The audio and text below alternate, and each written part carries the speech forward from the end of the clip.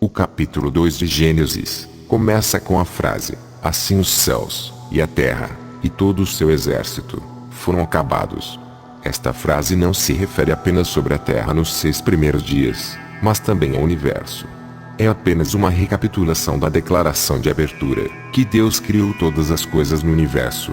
Gênesis 1, verso 1, em conexão com o fato, que estava para ser registrado, que ele estabeleceu o presente sistema de coisas na Terra naquele especificado tempo, 6 dias. O capítulo 1 discorre mais detalhadamente sobre como foi a criação da Terra, a partir do verso 2. Toda ambiguidade no significado desse verso seria evitada se os tradutores não estivessem inserido a palavra assim. Essa palavra não existe no hebraico nesse versículo. A tradução literal do verso 1 ficaria: foram acabados os céus, e a terra, e todo o seu exército. O Criador não apenas criou o mundo onde vivemos, mas tudo o que existe. Jeremias 10, verso 16.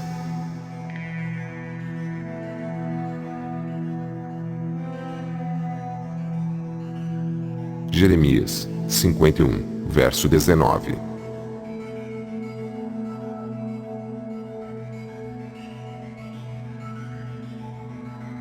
No 7º dia, o Eterno cessou a obra da criação.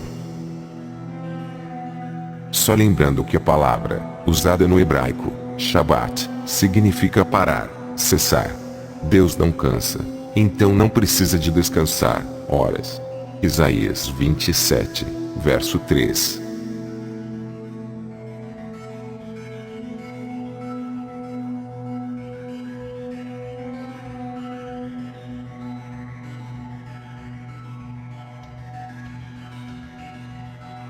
Isaías 40, verso 28.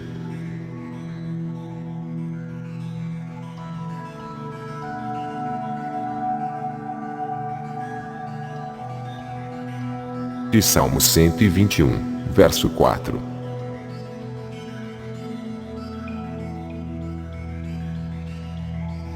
Quando terminou a obra da criação, Deus abençoou e santificou o 7º dia.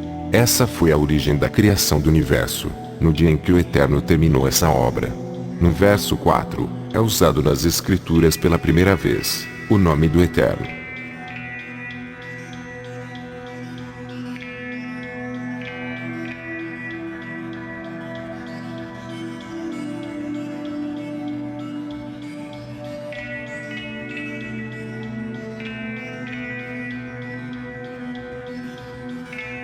Os versos 5 e 6 antecipam a criação do homem.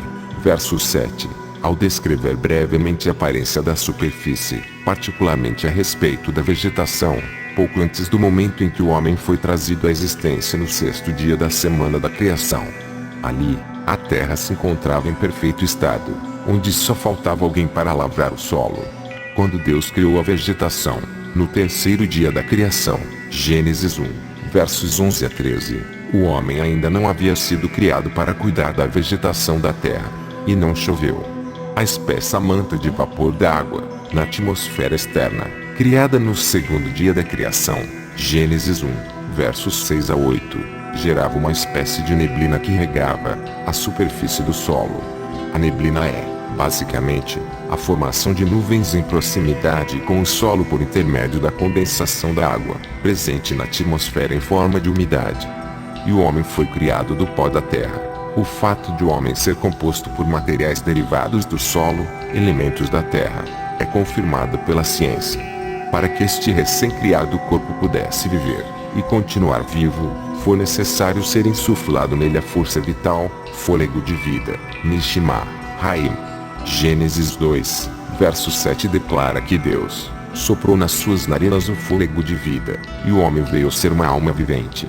Assim, Adão passou a viver, evidenciando traços de personalidade, e com a sua fala e suas ações podia revelar que era mais elevado do que os animais, pois foi feito à semelhança e imagem de Deus. Gênesis 1, verso 27. Adão foi colocado no jardim do Éden, o que um estudo mais profundo mostra que é onde hoje se chama Jerusalém.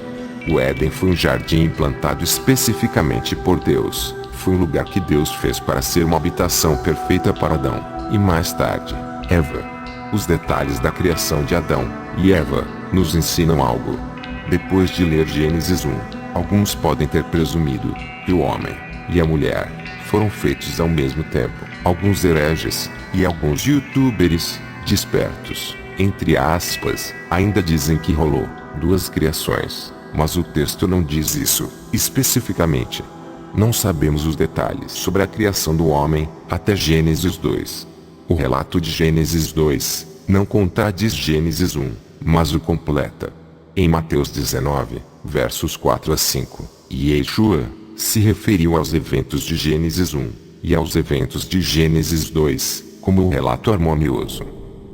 No próprio jardim, Deus fez com que todos os tipos de árvores brotassem da terra, e entre elas estavam duas árvores especiais, que foram chamadas de a árvore da vida e a árvore do conhecimento do bem e do mal, por causa de seu significado peculiar em relação ao homem. Gênesis 2, versos 16 a 17.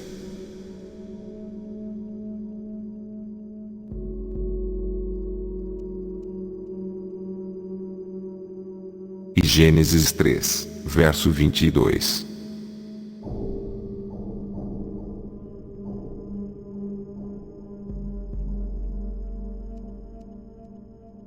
Essas duas árvores, sendo nomeadas em conexão imediata com as outras árvores do jardim, devem ser entendidas literalmente como duas árvores particulares, e não alegoricamente, como se fossem meros símbolos.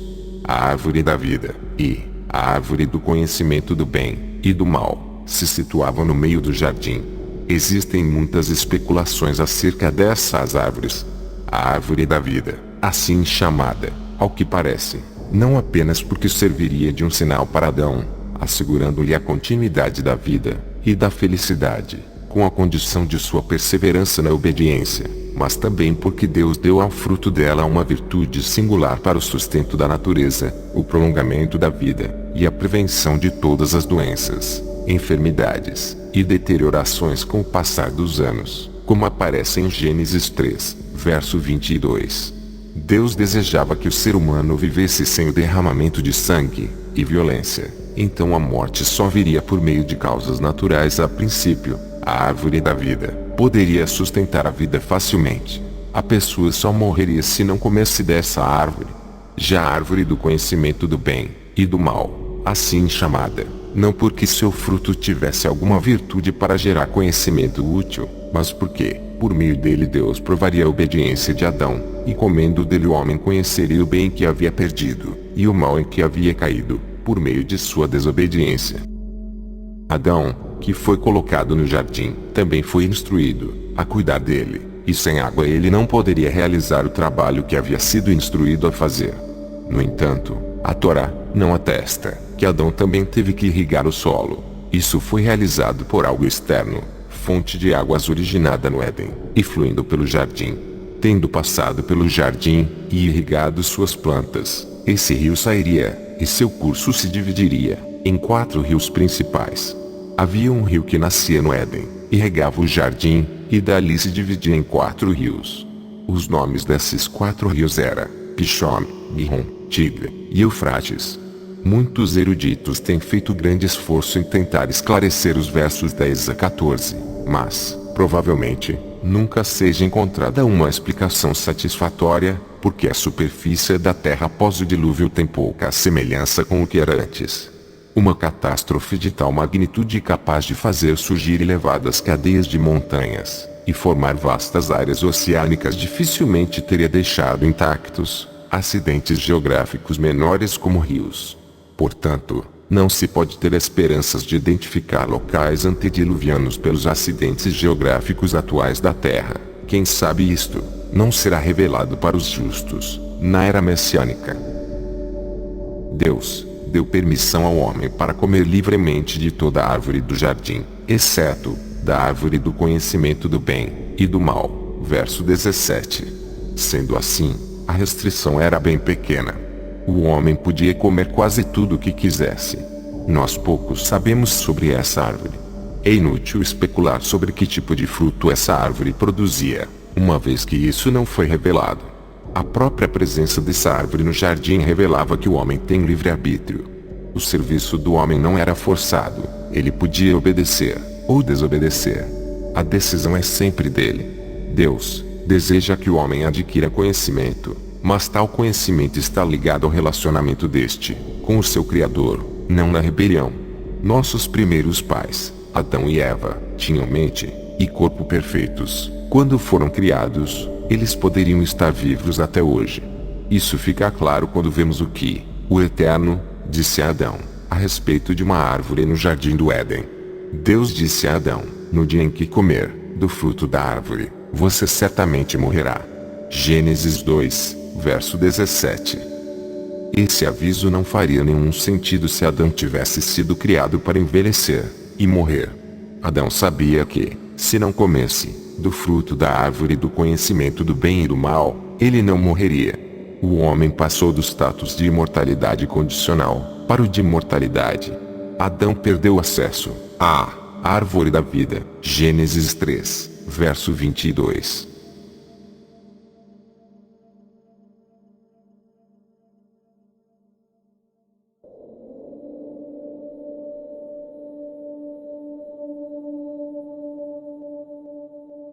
Seguindo a narrativa do capítulo 2, no verso 18, pela primeira vez uma avaliação negativa aparece, em Gênesis. Deus não queria que Adão ficasse só. Então, ele iria providenciar uma ajudadora, que estivesse diante dele, uma mulher que auxiliasse e correspondesse a ele. Isso indica que a companheira seria verdadeiramente adequada, recíproca, e o satisfaria de forma plena. A mulher completa o homem. O mesmo verbo formar, no hebraico yatsar, usado aqui para a criação dos animais, foi empregado para descrever a criação do homem no versículo 7. Novamente, o verbo sugere um artesão moldando sua obra. Mas aqui, a obra é todo animal do campo e toda ave dos céus. Deus criou cada animal para que servissem ao homem, e para que este os estudasse, classificasse, e ver como este lhes chamaria. Ao dar a cada espécie de animal um nome, Adão exerceu seu direito como guardião da criação, representante de Deus na terra. Gênesis 1, versos 26 a 28. Logo, Adão era superior a cada criatura terrena criada. Posteriormente, os nomes dados por Adão foram aceitos e propagados. Isso significa que o homem demonstrou certo critério ao nomear cada criatura. Os nomes eram mais do que rótulos, deviam ser termos que descreviam aspectos e atributos desses seres. Nesse trecho, Moisés, instruído por Deus, está registrando não o momento, mas simplesmente o fato da criação detalhada desses animais. Mesmo tendo uma relação tão próxima com seres viventes colocados junto a ele, Adão não encontrou nenhum semelhante que o auxiliasse e lhe correspondesse. Ele precisava de uma companheira, verso 18, que o complementasse. Contudo, os únicos seres com os quais Adão convivia eram ainda os animais. Então, Deus fez cair um sono profundo sobre Adão. Esta é a primeira cirurgia registrada na história. Deus até usou um anestésico adequado em Adão. Deus usou o próprio corpo de Adão para criar Eva. A mulher foi formada para ter uma unidade inseparável e um companheirismo por toda a vida com o homem, e o modo de sua criação devia lançar o alicerce para a ordenança moral do matrimônio.